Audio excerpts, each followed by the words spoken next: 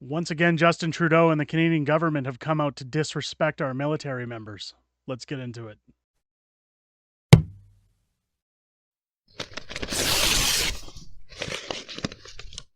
Oh, yeah! What's going on, ladies and gentlemen? Welcome back to The Fringe. This is going to be a tough video because, as you know on this channel, I've always said that I love our veterans more than anything else. I think everything our vets do is admirable. I think putting your life on the line to defend your country, to defend its freedoms, to stand up against tyranny, while there's certainly a lot of it at home, is very admirable. And I commend every military member of personnel that's ever put their life on the line. I know my brother has served in the military, and I respect the hell out of him for doing that. I think that it was a noble commitment that he made to this country. And of course, as we're going to get into discussing in this video, the government once again taking its time to show just what they think of their military personnel is sad, and it's unfortunate. Um, I wanted to highlight where this video came from, because if you're new to this channel, or if you're unaware that we have a Discord server, the link is below in the description. Go and check out our Discord server. This video suggestion, we do have a video recommendations tab over here on the side of our Discord. Member and friend of the channel, CB Fixes All, recommended this video. So you'll want to go and join the Discord. If there's something you want me to cover in our videos, make sure to get into there. And of course, if I cover those videos, I'll definitely give you a shout out. And I want to hear from you guys as to what you want to see and what you think is important happening in our country right now. So head over there, give us your suggestions, and I'll be happy to go through them and try and find what I can to showcase on the channel. This video now, oh, it's hard to watch.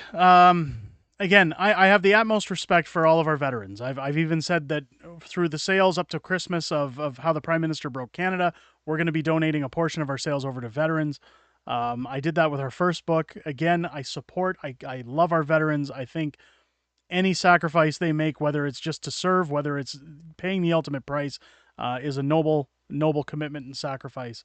But let's hear what had to be told here. The name Gunny Mad Cat, I believe, posted this. How did we allow this to happen? This is one of the most disgusting things I could have imagined happening in Canada. Let's take a look at what's going on in this inquiry. You're telling me that inflation is so bad in Canada that active current members of our Canadian Armed Forces cannot afford the cost of living and are having to come to you for help. That is correct. And I can also tell you that we have active, currently serving members of the Canadian Armed Forces living in cars. The housing crisis is such that we have, over the past year, seen 3 veterans who have been posted to areas where they cannot afford housing and are living in their cars. So getting ready for work in the morning, putting their uniform on, and going to work in Canadian Armed Forces. So yes, that is in fact very real. Okay.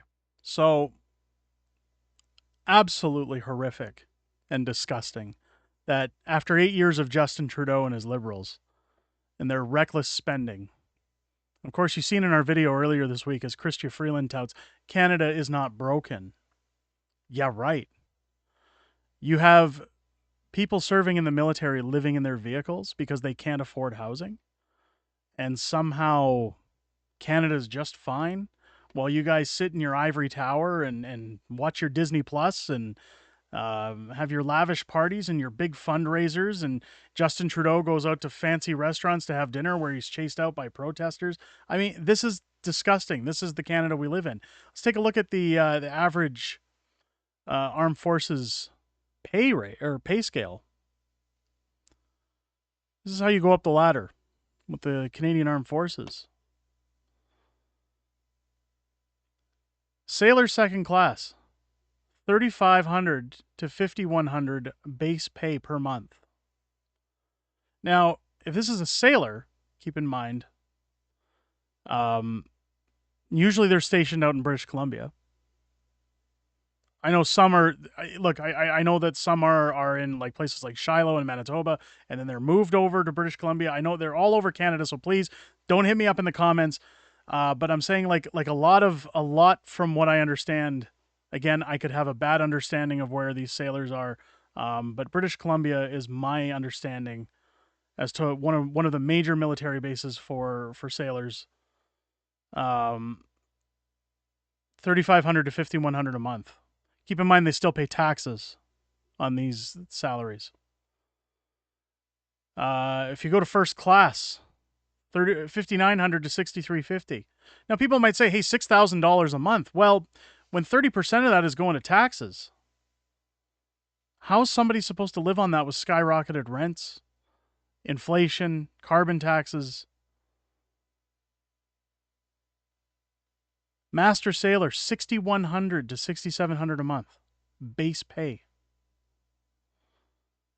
Petty officer, second class, 6,800 to 7,200. So you move up a rank and you're only making an extra $500 a month. And that seems to be every one of these ranks is roughly $500 to $700 more a month as you go up. As we reach chief petty officer, first class officer is given just over $100,000 a year before taxes. I know people who work in the oil and gas sector in administration and they make $80,000 a year pushing papers. This is somebody who's first class officer, committed their life to Canada, and that's what we're giving them just over $100,000 a year before taxes. Are you kidding me? In this economic climate, this is shameful. Meanwhile, the government is funneling billions of dollars to fund the Ukraine and Vladimir Zelensky. Where's the love for our soldiers? What is it Justin Trudeau said? They're simply asking more than they have to give. We've seen in the Ottawa Citizen, Canadian military deserve decent, affordable housing. First, it says, let's pay them adequately. Then, set up interest-free loans for them, says one reader. You can write to us, too, at letters@ottawacitizen.com.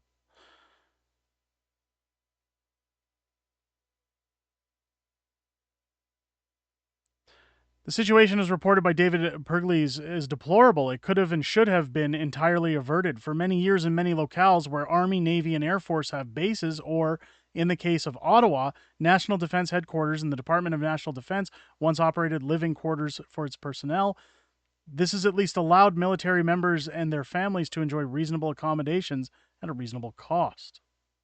In Ottawa, D&D had married headquarters at CFB Rockville and Uplands, but as in some other cities across the country, it no longer offers this. I know Calgary once had barracks over in what was called Garrison Green, and those were emptied and turned into housing, posh housing, I'll add, while the military was moved up to Edmonton. I'm not sure right now if they live up on the base in Edmonton.